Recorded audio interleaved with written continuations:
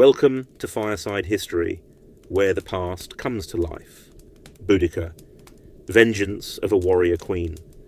The smoke of centuries has a way of cloaking certain stories until they flare once more into view. This is one such story. Let us begin not in the din of battle, not yet, but in silence. A silence heavy with betrayal. A silence broken only by the slow creak of leather straps and the soft whimpering of children. The year is 60 AD. Rome stands at the height of its imperial arrogance, a beast bloated by conquest. Its legions stretch across Europe like a clenched fist, and in the windswept east of a fractured Britain, in the tribal lands of the Iceni, the embers of vengeance are about to be stirred. But to understand the fury, we must first understand the queen. She was called Boudica, a name that would later be twisted into Boudica, Bonduca, even victorious woman, but in her tongue it simply meant victory, tall, striking, fierce, with a mane of tawny red hair said to fall past her hips. Her voice could be soft as a caress, or thunder across a hall.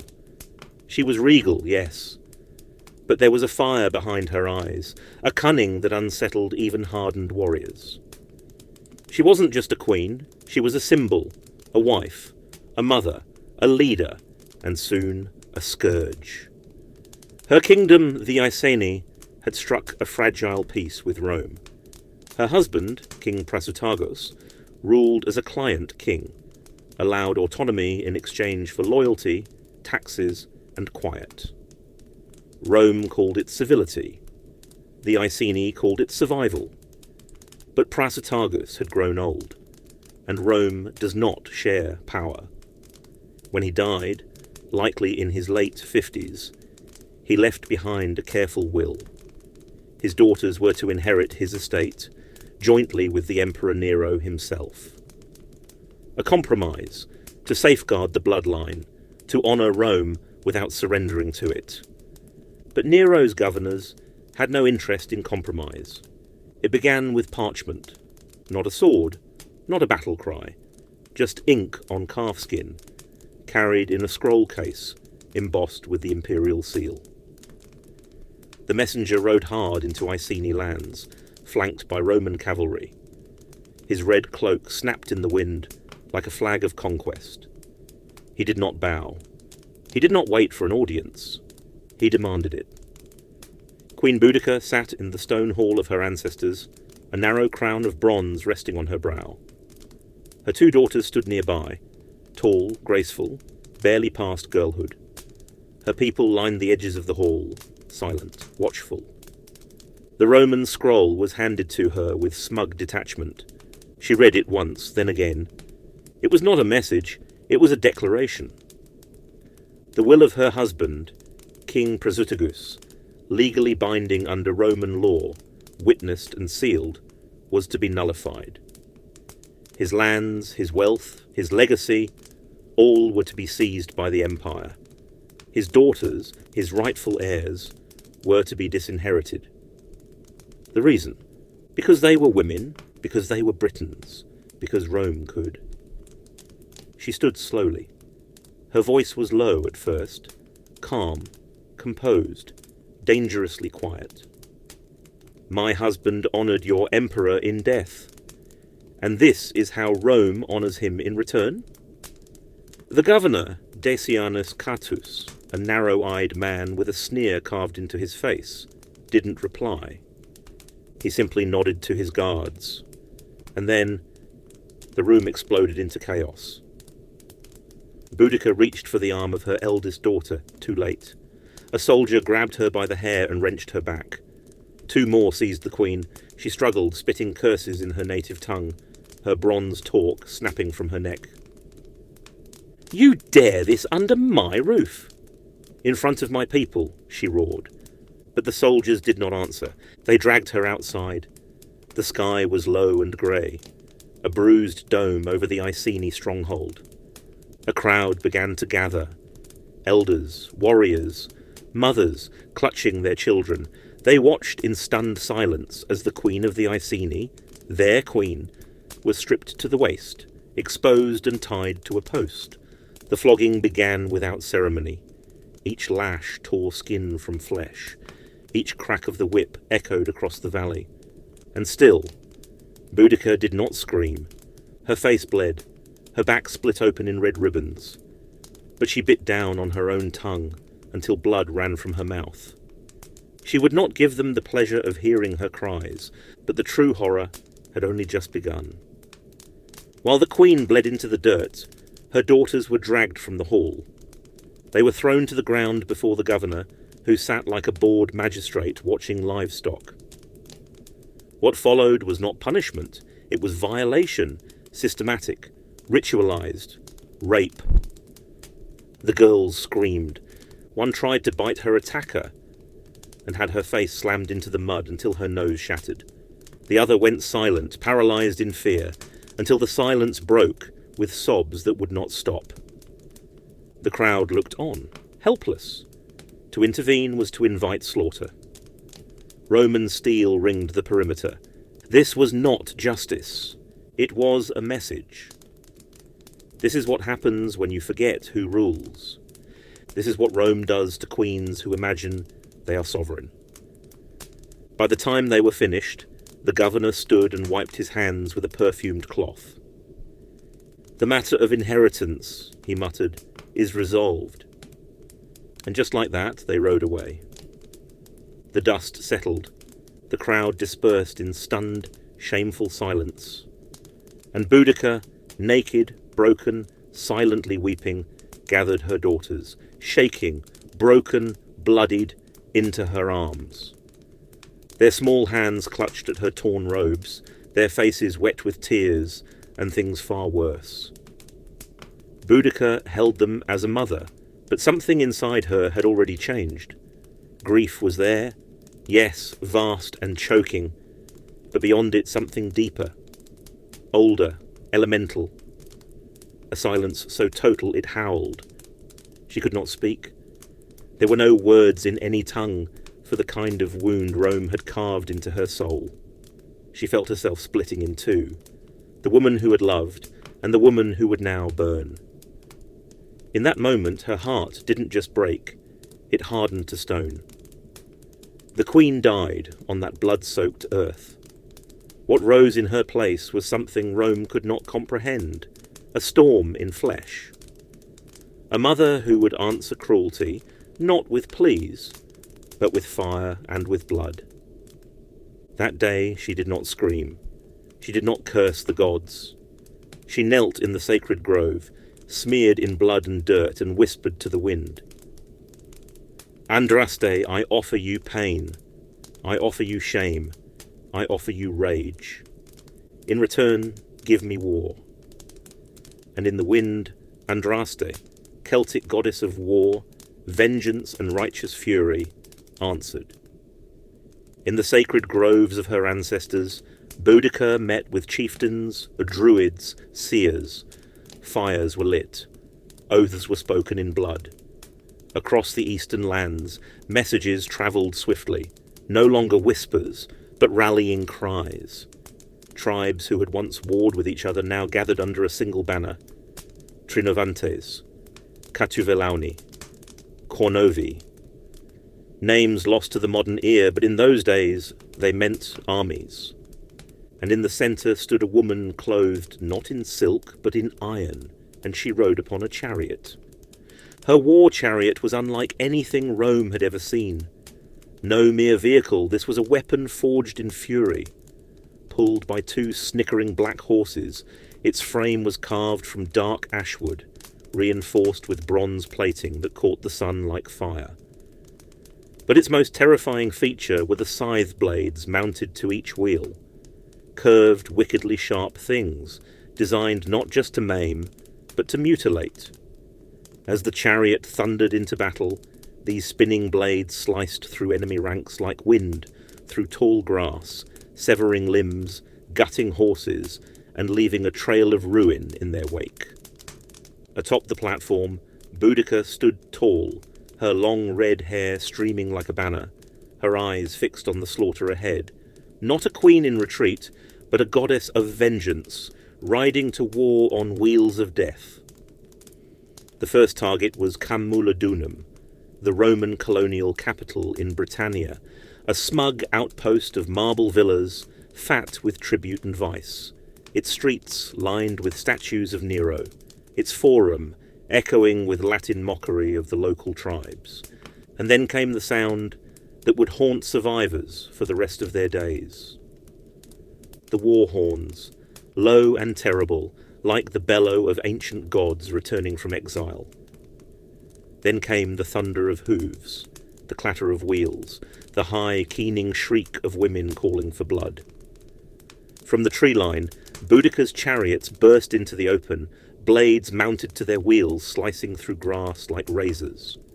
Behind them surged a tsunami of warriors, tens of thousands, painted blue, howling, eyes wild with fury, held too long in the cage. Camulodunum, fat, lazy, arrogant, had no walls. They never thought they'd need them.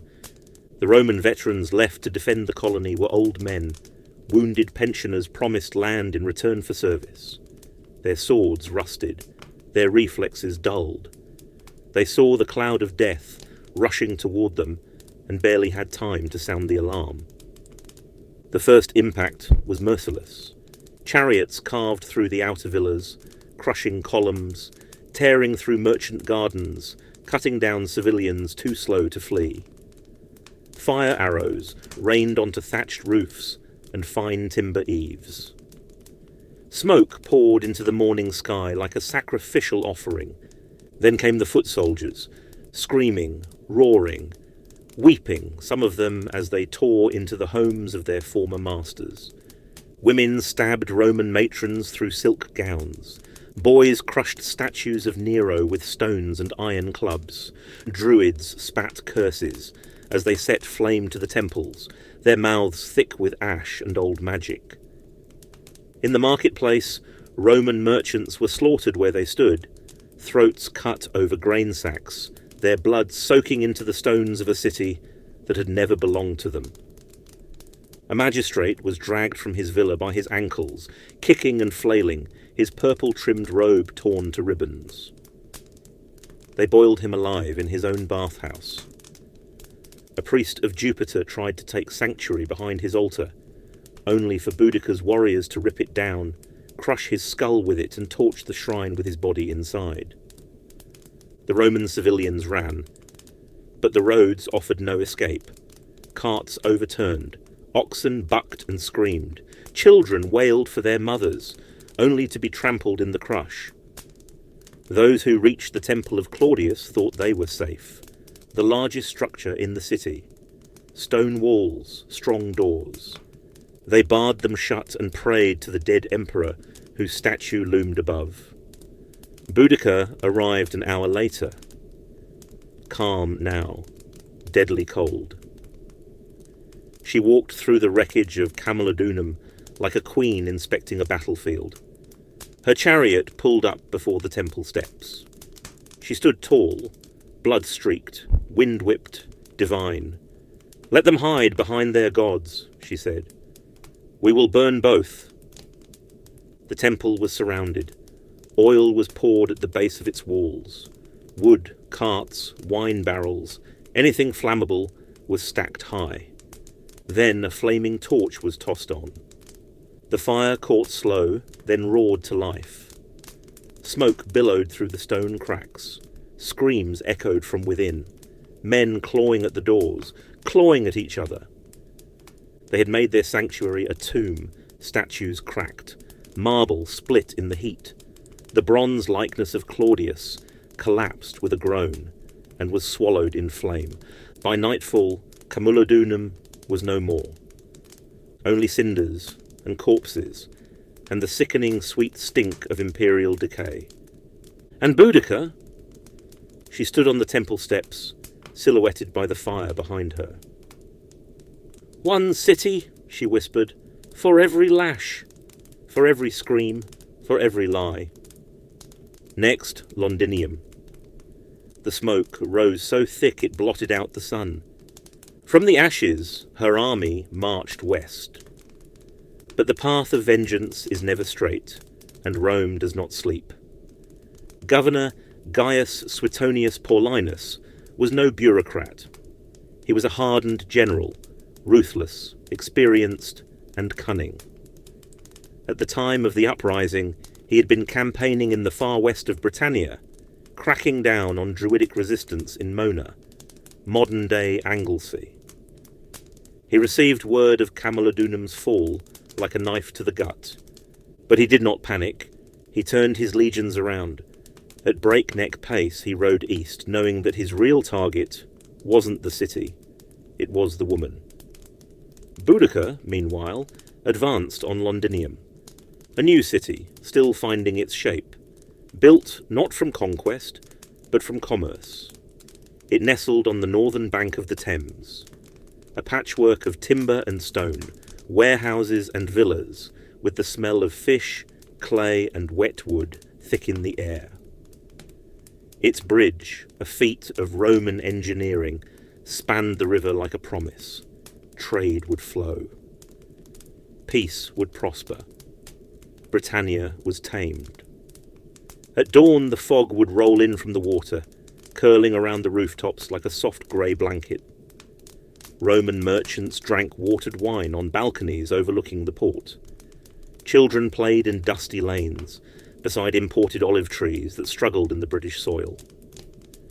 The city was small, barely 2 decades old, but full of ambition. Surveyors marked out land for expansion.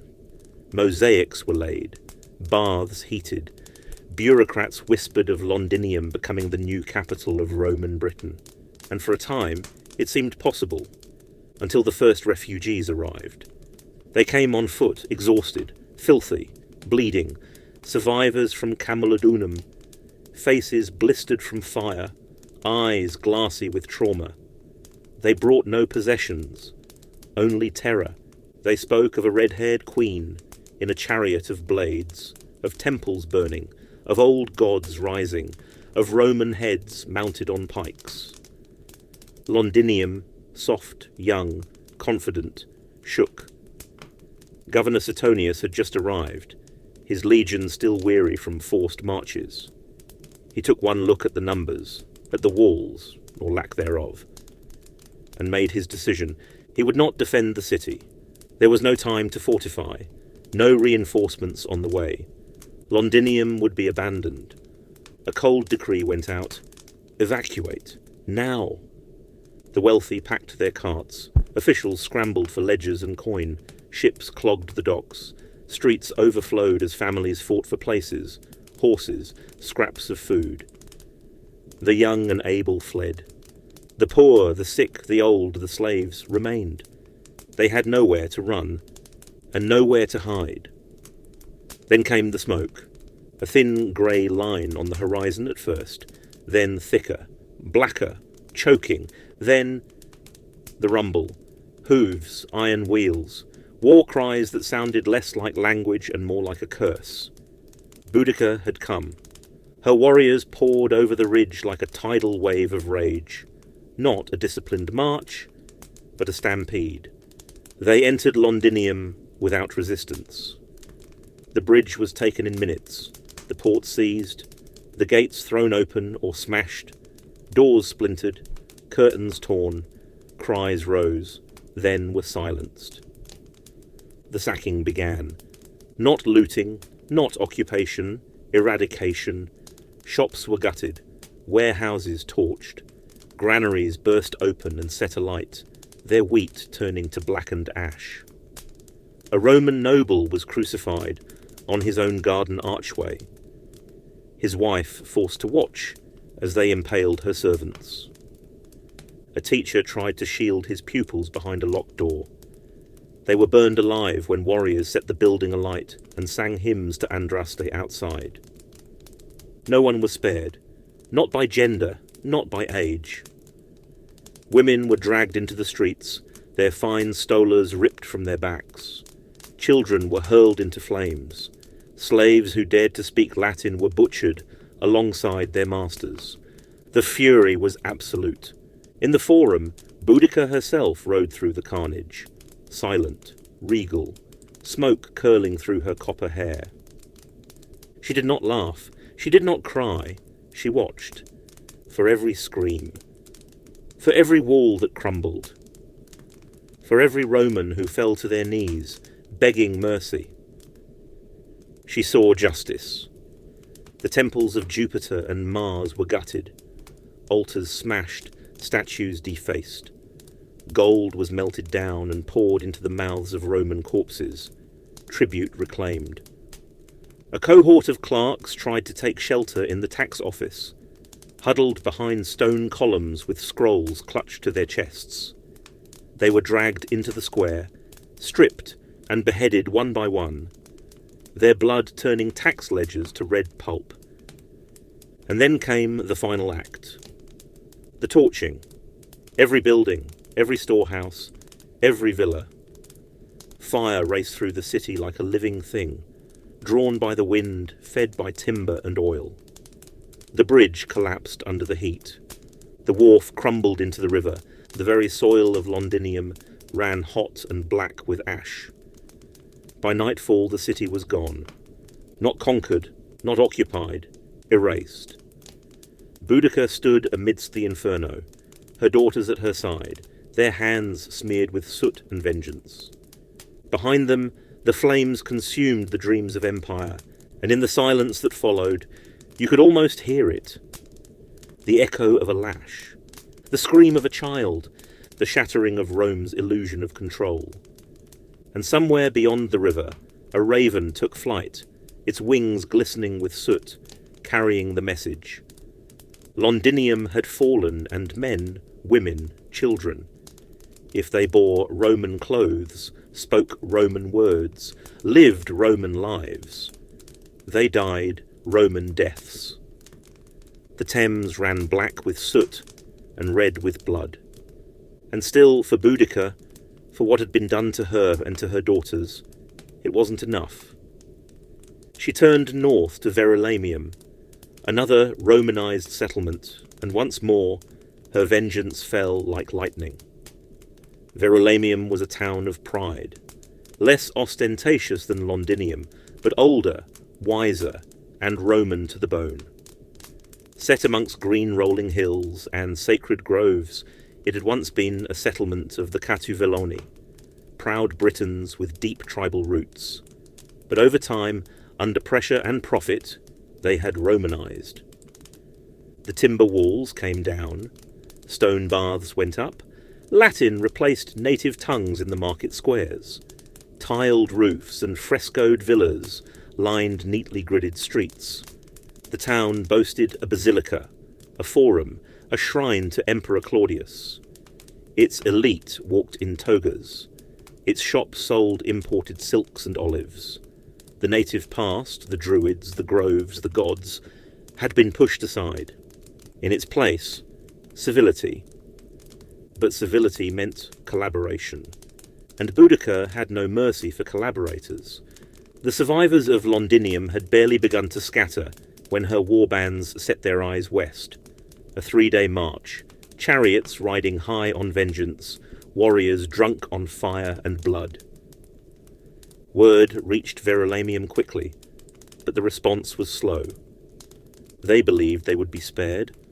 After all, many of them were Britons too, tribal cousins to those in Boudica's army. Surely she would recognize their loyalty, their compromise. They flew no Roman banners, they sent no troops, they sent a plea. Boudica tore it up unread. On the morning of her arrival, a heavy mist hung over the town. Birds were silent. Smoke from the cook fires drifted low and still. The townspeople stood at the edge of the forum, waiting, watching. Then, the horns. 3 long, mournful blasts, like the call of a dying world. And out of the mist came the queen. Her chariot split the silence. Blades mounted on its wheels. Her daughters beside her, pale, grim, silent, their faces painted like wraiths. Behind them surged a sea of fury, warriors painted in war woad, blades slick from recent killing, druids in bone masks, clan leaders with axes blackened by soot and blood. This time there was no warning, no envoy, no proclamation, just fire. Verulamium ignited like dry kindling. The outer buildings went first, the timber workshops, the grain stores, the stables. Animals shrieked as they burned in their stalls. Shopkeepers tried to form bucket lines, but the warriors struck them down where they stood. The forum became a butchery. Romanized Britons, the ones who had shaved their beards, spoken Latin, worn the Roman tunic, were dragged into the square and executed publicly. Not for what they had done, but for what they had become. A woman with golden jewellery begged for her life in fluent Latin. Boudica's warriors scalped her in front of her daughters and threw her body into the sacred spring. The shrine to Claudius was torn down, stone by stone. His statue, white marble, was smashed, the pieces hurled into the fires. The temple priests were buried alive beneath the rubble, mouths filled with wax so they could not curse. Even those who fled to the sacred groves found no shelter. Boudica ordered them purged. "No more ghosts of Rome," she spat. They lit the groves from beneath. The trees screamed as they burned.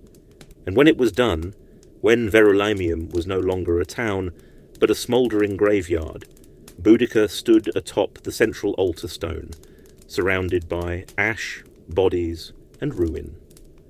3 cities, she said, her voice raw. 3 wounds, for every insult, every lash, every drop of blood.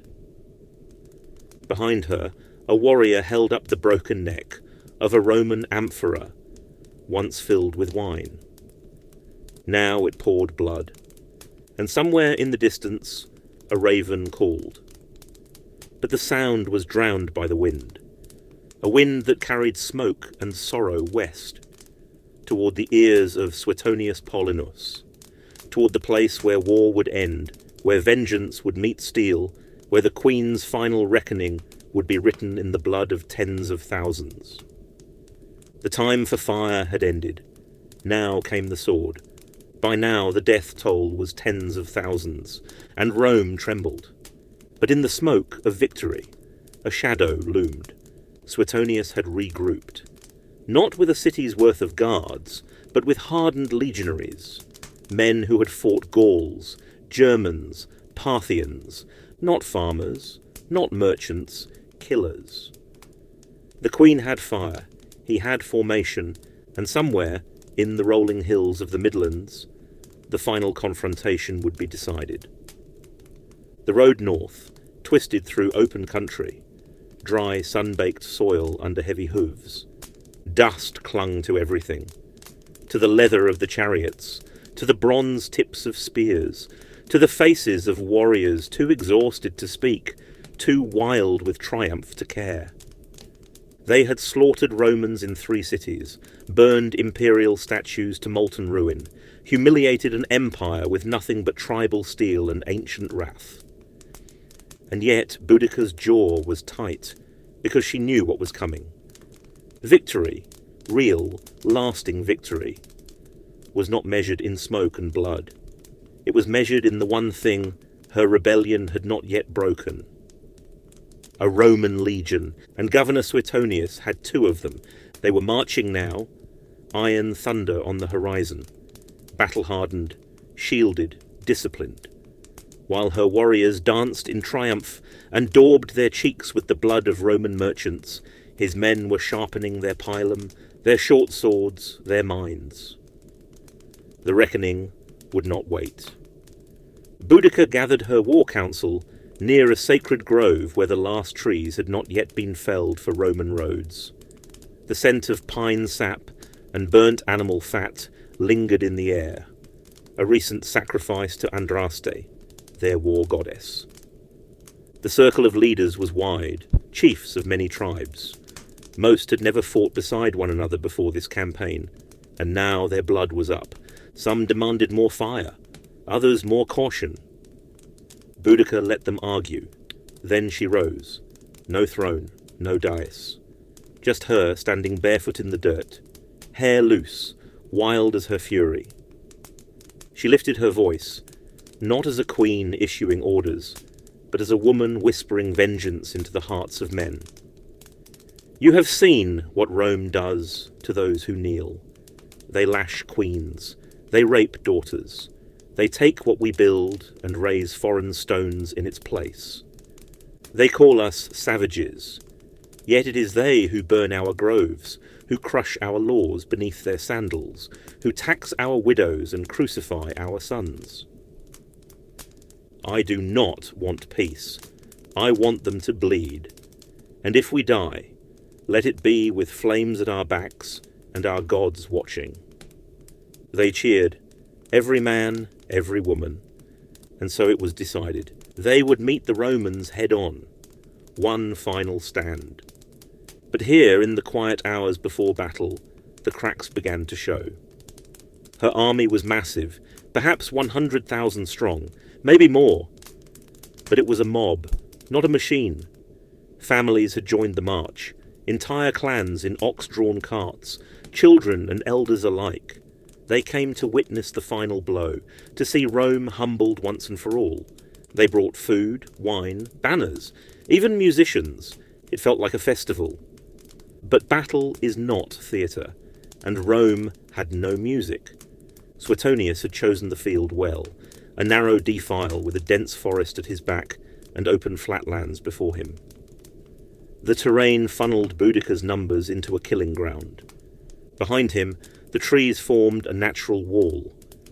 Before him, the plain would channel the enemy like a river into a spearhead. His men formed up in tight ranks, the famous triplex aces, 3 lines deep. Shields locked, spears raised, calm, silent. Each man knew the drill. Each man knew his place. And in the distance, a dust storm. They were coming. From Boudica's vantage point atop her chariot, the world seemed ablaze with movement. Tens of thousands of warriors, barefoot, armoured, howling, blue-painted faces twisted in rage. Great wooden carts ringed the rear, filled with cheering onlookers. There was no escape route, only forward. She drove the chariot across the front lines, her daughters at her side. Not behind her, beside her, they wore white, their hair braided with animal bones. Each carried a dagger, not for fighting, for choosing. The crowd fell quiet as Boudica raised her hand. Romans think their gods have abandoned us. Let them see we still burn with ours. This is no rebellion. This is a reckoning. The war horns blew. The chariots surged. And then the charge. It began with thunder, hooves tearing the turf, swords lifted to the sky. The first wave moved fast, too fast for the rear to keep pace. Boudica's elite cut through the open ground with primal speed. But as they neared the Roman lines, they slowed. Something was wrong. The Romans hadn't moved, no volley, no retreat, just that wall of shields. And then javelins. A storm of pilum arced through the air, bending with weight, designed not to kill but to cripple, to pierce a shield and bend, making it useless, to sink into armour and stay lodged. Men fell. Horses reared, the charge faltered, and still they came. The second wave crashed into the Roman wall, but the wall didn't break. It bent, flexed, swallowed the chaos like a beast of steel. Roman swords, gladius, short, brutal, made for stabbing in close quarters. They punched out from behind sturdy, interlocked shields and into bellies, necks, groins. While the Britons swung wide, hacked wildly, the legionaries stabbed. 3 inches in, twist, pull, repeat. No glory, just efficiency. Butchery. Blood turned the grass black, and still they came. But now the carts behind them The families, the wagons, trapped them in. There was no retreat, no space to manoeuvre. The field, so wide at first, had become a pen, a slaughterhouse.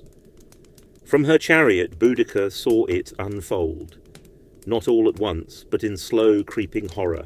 The centre collapsed first, then the flanks. The warriors pressed from behind had nowhere to go. They stumbled over corpses, slipped on blood, choked on screams. Roman formations surged forward, relentless, mechanical, unstoppable. And now the killing was not war, but butchery. By sunset, the field was silent. Some say 70,000 Britons died that day. Others claim more. The Romans lost perhaps 400. The battle was over, but the story was not, and the Celtic rage remained. Rome, although triumphant, feared the consequences. Nero nearly ordered a full withdrawal from Britannia, so shaken was he by the uprising scale. But instead he chose a different path. Retribution. Across the countryside, villages were razed, tribal leaders hunted, children sold, entire peoples erased from the map. Rome had won, but Britain would never forget. The battlefield had long since cooled. Carrion birds circled overhead, silent now, their bellies full. The air that once rang with war cries and steel was thick only with the scent of rot and the slow whisper of wind over broken shields. And Boudica was gone, miraculously vanishing from the battlefield in the moments of Roman triumph. Not captured, not paraded in chains, as was the Roman custom with defeated queens.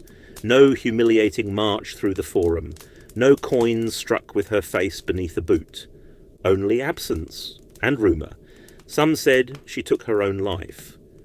A draught of hemlock or poison berries, perhaps given by a druid whose gods would not allow her to fall into Roman hands. Others whispered that she fled, vanished into the dense woods of the east, a phantom queen slipping between worlds. Her daughters, too, were never seen again. No grave has ever been found, no tomb, no mound, no monument carved in stone, only the earth itself and the echoes in time. Because even in defeat, Boudica did not disappear. The Romans tried to bury her, not just her body, but her memory. Suetonius rebuilt his power. Nero recalled him shortly after the rebellion, not for losing control, but for ruling with too much cruelty. The Senate murmured of barbarian vengeance, but the empire moved on, or tried to. But Boudica would not lie still. She rose again, not in flesh, but in ink. It was the Roman historians who unwittingly preserved her. Tacitus, the noble-born chronicler, whose father-in-law had served in Britannia, described her as a woman wronged, lashed before her people, driven to rebellion by injustice. Cassius Dio, a century later, would render her almost mythic. A woman of great stature, terrifying in appearance, with a piercing gaze and a harsh voice, a mass of the reddest hair falling to her hips. Through their pens the image of the warrior queen, flaming-haired and defiant, was fixed. But their words were not homage. They were warnings. To Rome, she was a cautionary tale. To Britain, she became something more. Centuries passed. Empires crumbled. Kings rose and fell. The Romans themselves vanished from the Isle, driven out by time and invasion. And still, Boudica's name endured. By the Middle Ages, she was misnamed. Boudica, a mangled scribal error that somehow stuck, but the fire behind the name remained. She was no longer just a tribal queen. She became a symbol. To the Saxons, she was a pagan ghost. To the Tudors, a link to Britain's ancient bloodline, a native queen who defied foreign rule. But it was in the Victorian age that she was truly reborn. A time when Britain, now an empire in its own right, sought to clothe itself in the mythologies of those it had once bowed to. Boudica was resurrected, not as a rebel, but as a national heroine. In 1902, a statue was cast in bronze, standing tall beside the Thames, her daughters at her side, chariot wheels scythed, spears lifted to the sky. To this day, she faces the Houses of Parliament, as if to remind the men within of what happens when rulers forget the will of the people. Queen Victoria herself embraced the image. The name Boudica, or Boadicea as the Victorians preferred, echoed in poems, operas, paintings. She became the mother of resistance, a proto-Britannia, the wild-haired matron of empire. But the irony is bitter, for she had not fought for empire, but against it. She was co-opted, polished, sanitized. Her rage turned into righteous patriotism, her rebellion recast as a foreshadowing of Britain's own imperial destiny, rather than the tragedy of a woman whose land, family and dignity had been torn away by colonizers. Yet even so, even under the gloss, something raw remained. Boudica still burns through the marble, not because of what others made of her, but because of what she was. A wife who honoured her husband's legacy, a mother who stood defiant against an empire, a queen who chose vengeance over surrender, a woman who raised a nation and then watched it burn. There is power in such stories, not because they end in triumph, but because they refuse to vanish. Every time a people rise against injustice, every time a woman refuses silence, every time the past reaches out through smoke and memory, Boudica rides again, and that, perhaps, is the real victory. Thank you for listening to Fireside History. If this story moved you, please like, comment and subscribe. Your support helps keep the creative fire burning.